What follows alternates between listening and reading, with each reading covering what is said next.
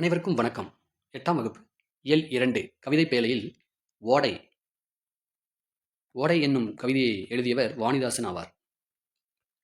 இவர் தமிழகத்தின் வேர்ட்ஸ்வொர்த் என்று அழைக்கப்படுகிறார். அரங்கசாமி என்கின்ற எத்திராசலு என்பது இவரின் இயற்பெயராகும். இவர் பாரதிதாசனின் மாணவர். இவருக்கு தமிழ், தெலுங்கு, ஆங்கிலம், பிரெஞ்சு ஆகிய மொழிகள் நன்றாக தெரியும்.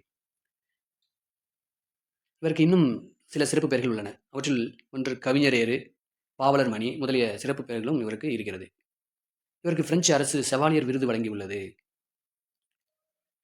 நடிகர் திலகம் சிவாஜி கணேசனுக்கு வழங்குவதாக இருந்த அந்த செவாலியர் விருது இவருக்கும் வழங்கப்பட்டிருக்கிறது. இவர் தமிழச்சி, கொடிமுல்லை, தொடுவானம், எழிலோவியம், குழந்தை இலக்கியம் முதலிய நூல்கள் எல்லாம் இவர் எழுதியிருக்கிறார். நம்முடைய பாடப்பகுதியில் இடம்பெற்றுள்ள இந்த ஓடை என்னும் பாடல் தொடுவானம் என்னும் நூலிலிருந்து நமக்கு கொடுக்கப்பட்டுள்ளது. இப்போ ஓடை மனிதனுடைய வாழ்க்கை இயற்கையோட இணைந்தது. கவின்மிகு காலை பொழுதும், மயக்கக்கூடிய மாலை பொழுதும், பிறை நிலவும், ஓடும் ஓடையும், பாயும் ஆறும், கத்தும் கடலும் நம்முடைய மனசை மயக்கக்கூடியது.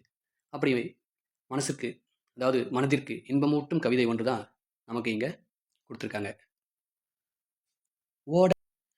ஓடையாட உள்ளம் தூண்டுதே, கல்லில் உருண்டு தவழ்ந்து நெளிந்து பாயும் ஓடையாட உள்ளம் தூண்டுதே, பாட இந்த ஓடை எந்த பள்ளி சென்று பயின்றதோடி, ஏடு போதா இதன் கவிக்கார் ஈடு செய்ய போறாரோடி, ஓடையாட உள்ளம் தூண்டுதே, கல்லில் உருண்டு தவழ்ந்து நெளிந்து பாயும் ஓடையாட உள்ளம் தூண்டுதே, நன்சை புன்சைக்கு உணவை ஊட்டி, நாட்டு மக்கள் வறுமை ஓட்டி, கொஞ்சு குளவி கரையை வாட்டி, குளிர்ந்த புல்லுக்கு இன்பம் கூட்டி, ஓடையாட உள்ளம் தூண்டுதே, கல்லில் உருண்டு தவழ்ந்து நெளிந்து பாயும் ஓடையாட உள்ளம் தூண்டுதே, நெஞ்சில் ஈரம் இல்லார் நாண நீள் உழைப்பை கொடையாய் காட்டி, செஞ்சொல் மாதர் வல்லைப்பாட்டின் சீருக்கேற்ப முளவை மீட்டும் ஓடையாட உள்ளம் தூண்டுதே, கல்லில் உருண்டு தவழ்ந்து நெளிந்து பாயும் ஓடையாட உள்ளம் தூண்டுதே என்று வாணிதாசன் பாடியிருக்கிறார். சொல்லும் பொருளும்: தூண்டுதல், ஆர்வம் கொள்ளுதல். ஈரம், இரக்கம். முழவு, இசைக்கருவி. நன்சை, நிறைந்த நீர்வளத்தோடு பயிர்கள் விளையும் நிலம் நன்சை நிலம் எனப்படும்.